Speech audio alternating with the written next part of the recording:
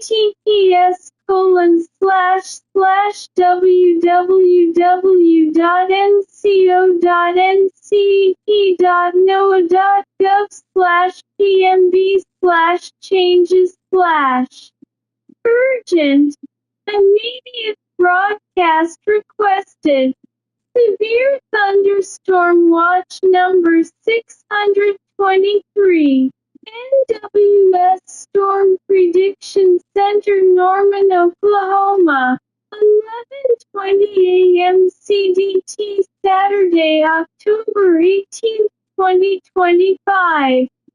The NWS Storm Prediction Center has issued a severe thunderstorm watch for portions of northwest Arkansas, extreme southeast Kansas, southern Missouri, eastern Oklahoma, effective this Saturday morning and evening from 11:20 a.m. until 6:00 p.m. CDT. Primary threats include scattered damaging winds and isolated significant gusts to 75 mph possible. Scattered large hail events to 1.5 inches in diameter possible.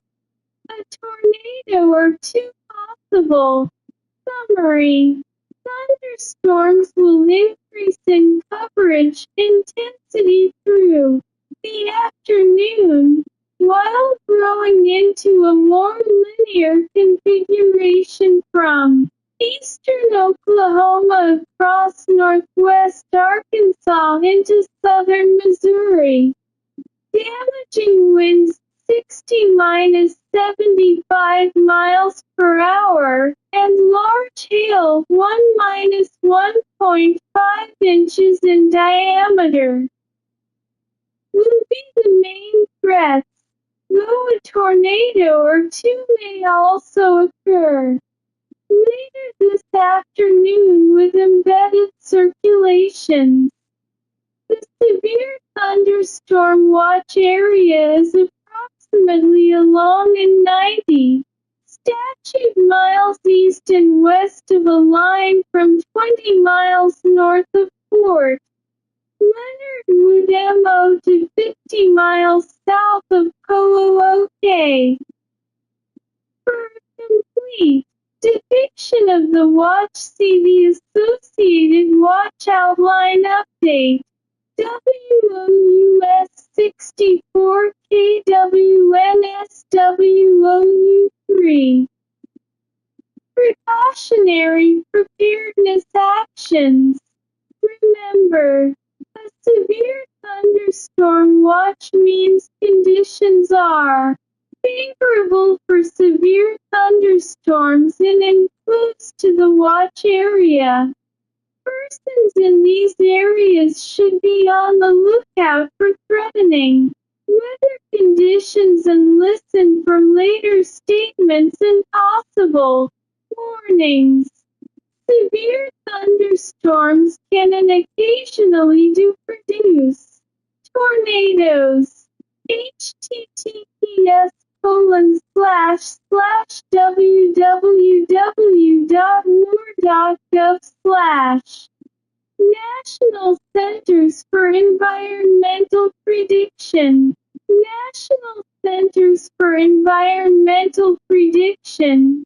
5830 University Research Court, College Park, Maryland, 20740. https://www.nokings.org/ Public Law 106 to 402, October 30, 2000. Sec. 155. Definition. Sec. 156. Authorization of appropriations. Subtitle E. Projects of national significance. Mesoscale Discussion 2150. NWS Storm Prediction Center, Norman, Oklahoma. 0923 MCDT, Saturday, October 18, 2025. Areas affected: parts of north central Texas, eastern Oklahoma, northwestern Arkansas, southwestern Missouri.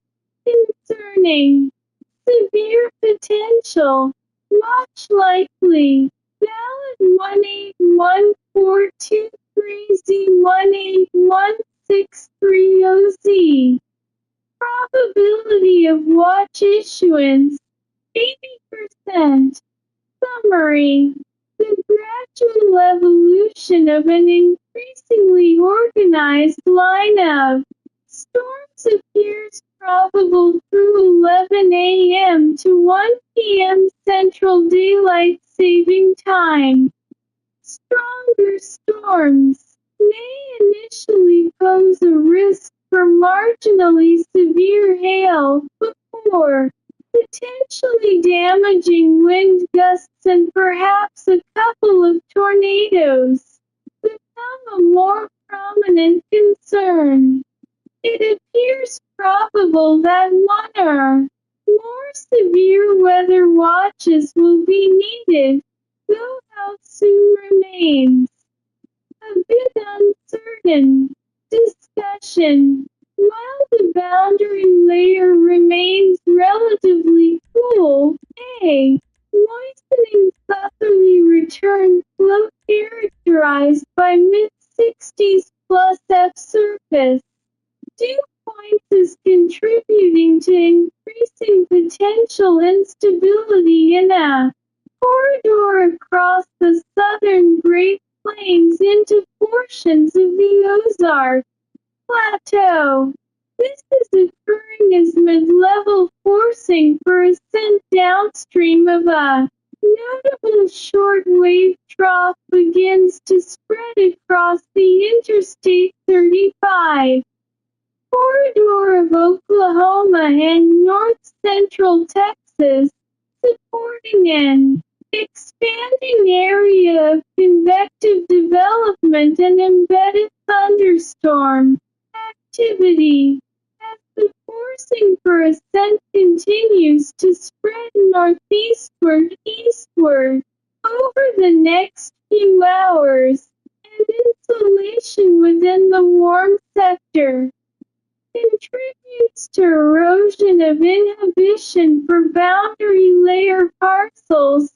A gradual intensification of storms appears probable in the presence of strengthening deep layer shear as a 50 to 60 plus KT southwesterly jet around 500 MB noses across the Red River vicinity. The evolution of an increasingly organized squall line appears possible by 17 to 18Z, if not a bit earlier. Kurt Thompson, October 18, 2025. Please see www.spc.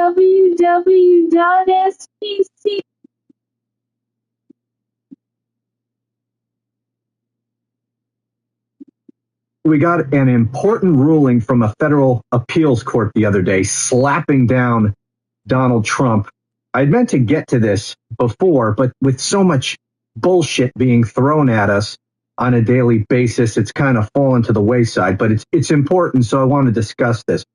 Now, this has to do with Trump's deployment of the National Guard into Illinois, specifically Chicago. And I'm going to read a little of an article here for you, but before I do, let's understand procedurally where we are. Okay, so Trump deploys the National Guard into Chicago. The state of Illinois, Governor Pritzker, sues to block it. when you file a lawsuit in the federal system, you have to start with the trial court. That's the district court. The district court imposed an injunction blocking Trump's deployment. I mean, they're in federal areas, but they're not on the streets right now.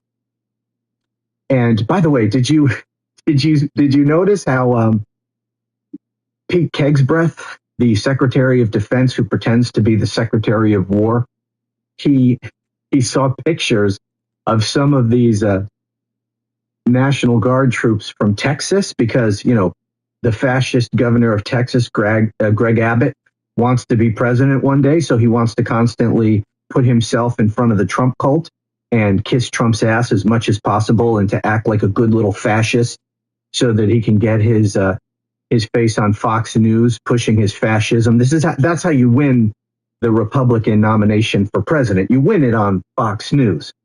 You don't win it out on the campaign trail, which is, good news for Greg Abbott for obvious reasons. You can just win it by sitting inside a studio talking on Fox News. Anyway, so he wanted to get in on the action. So he says, you know what? I want to also invade Illinois. So we're going to allow you, Donald Trump, to take our Texas National Guard and send them in to Chicago against a fellow governor's wishes. Anyway, a lot of these guys show up, and let's just say they're not in the best of shape. They're looking rather chunky. Doesn't look like many of them have driven past a McDonald's without stopping.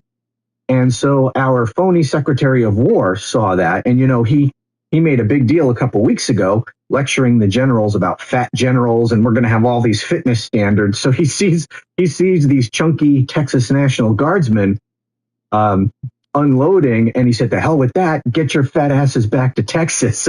So he sends them home. Oh, the humiliation.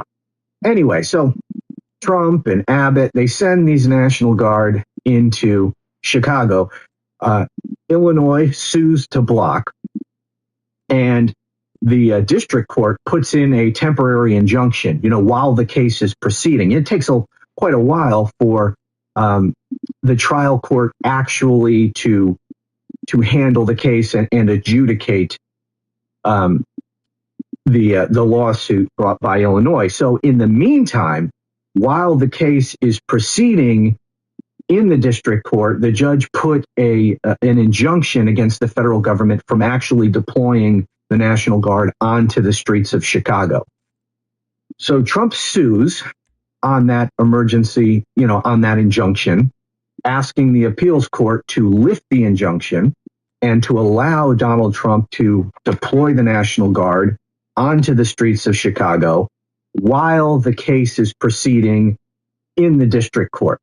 And so we got a ruling from the appellate court on Donald Trump's appeal of the temporary injunction. Okay, so that's where we are. Now, let me read a little of this article. This is from 2 days ago. As I'm recording right now, it is Saturday, October 19th. When I'm done with this, I'm headed out to the No Kings rally because fuck Trump. Anyway, let me read a little of this. This article is from ABC News.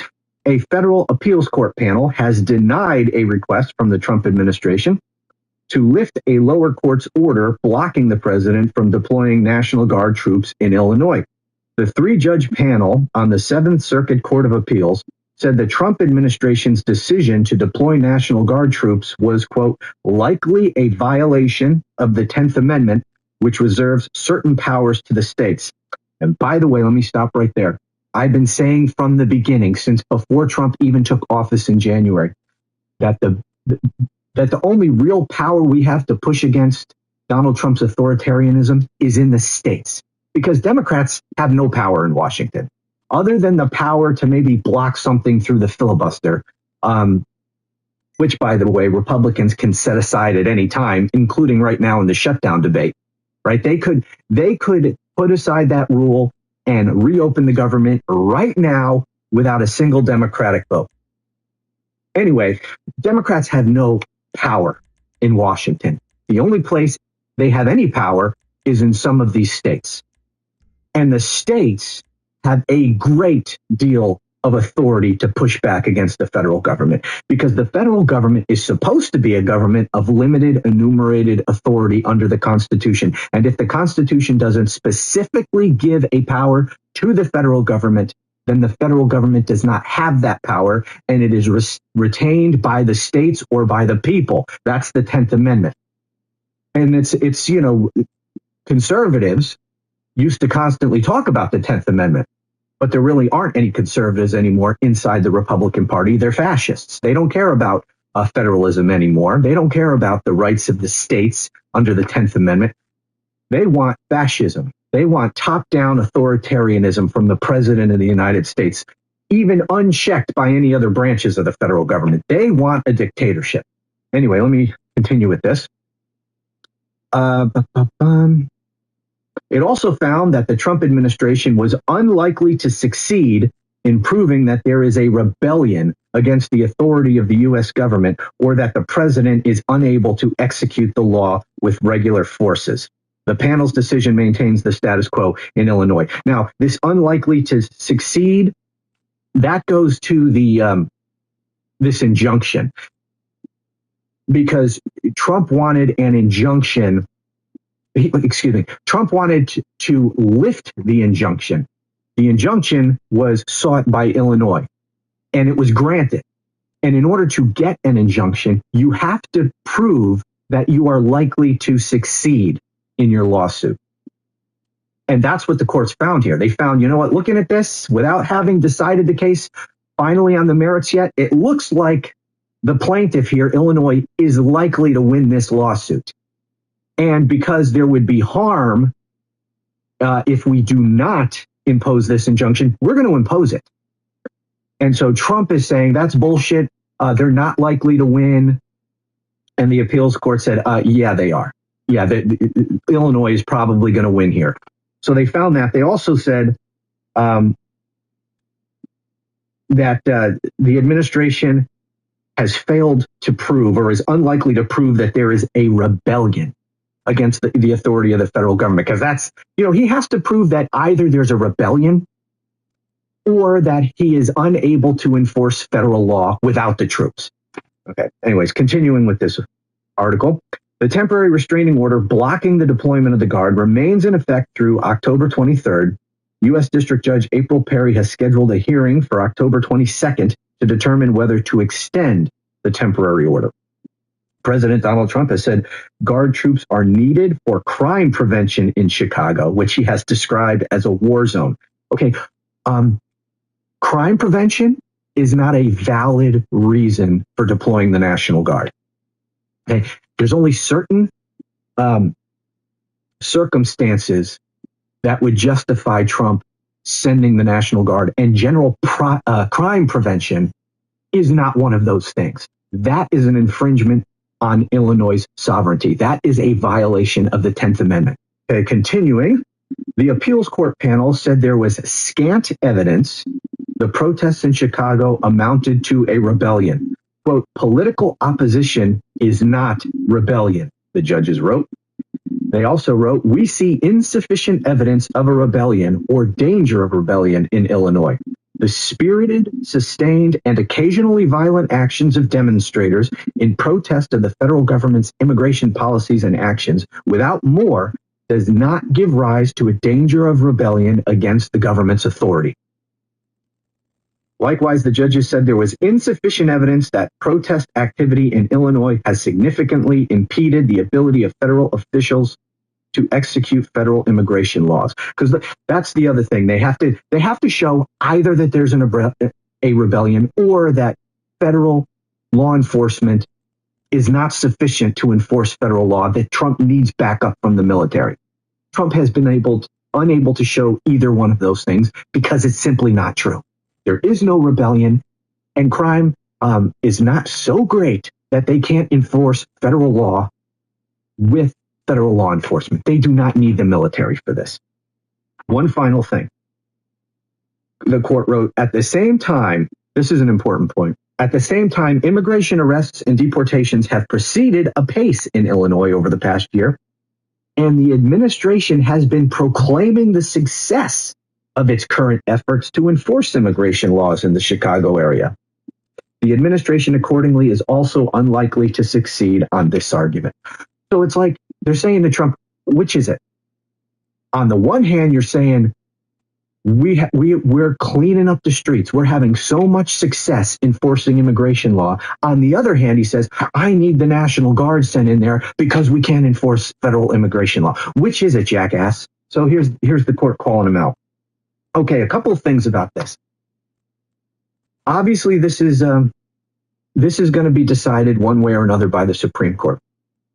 And even if they don't take the case, that would actually be a good thing. If they don't take the case, and they don't have to, if they do not take the case, then the appellate court decision stands. But keep in mind, these are intermediate judgments.